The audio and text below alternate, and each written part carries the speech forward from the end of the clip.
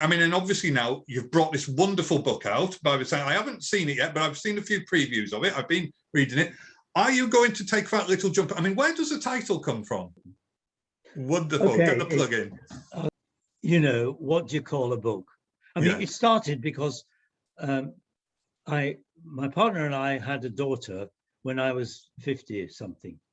And so she missed all the early part of our life. So it started with, you need to tell Lucy about what has happened to you. Yeah. So that's how it started. So the title, you know, you can call it My Book About Me or whatever, you know. And thought, this is very boring, and tried everything. At one time, I tried a nonsense title, like The Thinking Man's Goldfish. Yeah.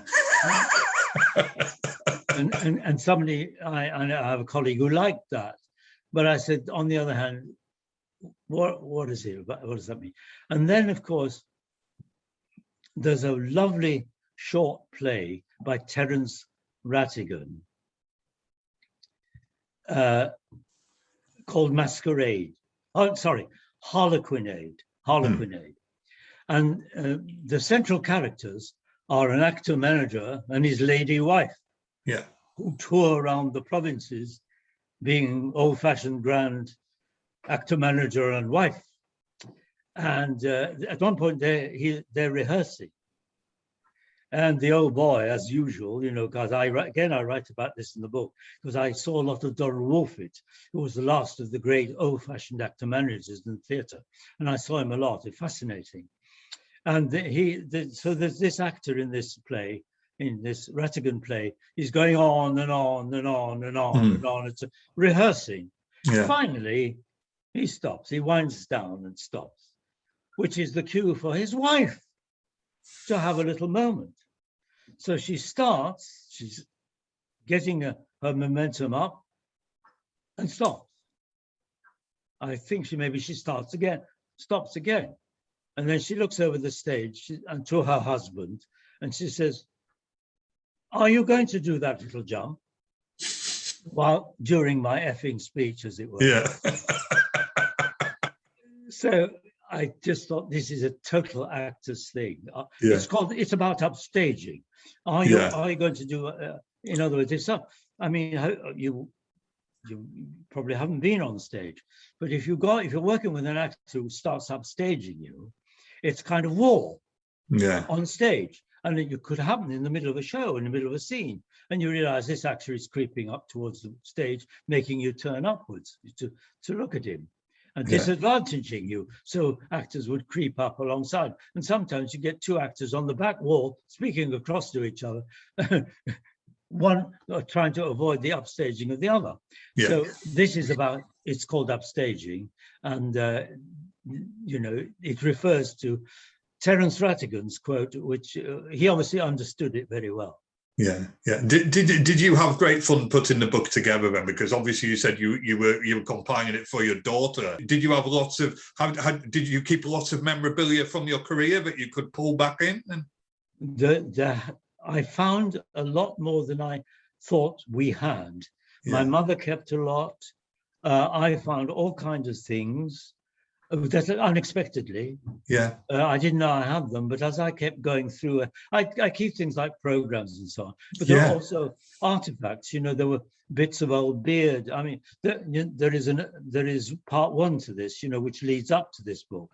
This one is very substantial, though. It's the real meat. The first one is a very, I think, quite an entertaining lead up to it, but you can see bits of old beard in that, and there is even a makeup chart. You see, nowadays if you talk to a modern actor and you say, you know, you can't go on like that. What do you mean? You could not go onto a public stage, I mean, in a professional stage or a good amateur stage, without having a complete mask. And so I've still got my old makeup box, etc., etc. Wonderful. So I happen to have all this stuff. And so, you know, we were able to put it together. And I have an absolutely superb designer, called Paul Warrington, who is a great photographer and also has put the book together, designed it all, and essentially, has published, got me a publisher and everything. So it's a collaboration. My partner Anna was extremely helpful in editing it. So it's been a family thing, That's wonderful. I mean, of course, you're on the cover, and I believe your lion puppet from Keep It in the Family is on the cover as well. That's right. Do you still? Is that the original puppet from the series? Yeah. Wonderful. Paul managed to capture it from the. At the end of the series, I asked David Cork if I could keep it. No, he said. Oh, it's mine. So as far as I think he lives in Ireland now. We haven't been able to get in touch with him, so he may be a bit frail now. Oh, but he's got it. Yeah. And there are substitutes. I think at one point they tried to merchandise substitutes, but they're nothing like as good. No, that's it. Yeah. Only one puppet, like there's only one Barney the Bionic Bulldog, isn't there? Yeah. Robert, it's been an absolute pleasure speaking to you. Thank you for being so generous with your time this afternoon and talking about your book and your career. It's wonderful to see you in such great health as well. And can I thank you personally for all the pleasure you have given me with your TV appearances over the years. Well, think nothing of it, because without you and our audience, we'd be nowhere. Thank you very much. Can I wish you good health and a lot of success with the book as well, Robert? Okay, thank you very much indeed. Take care, sir. Thank you. Bye.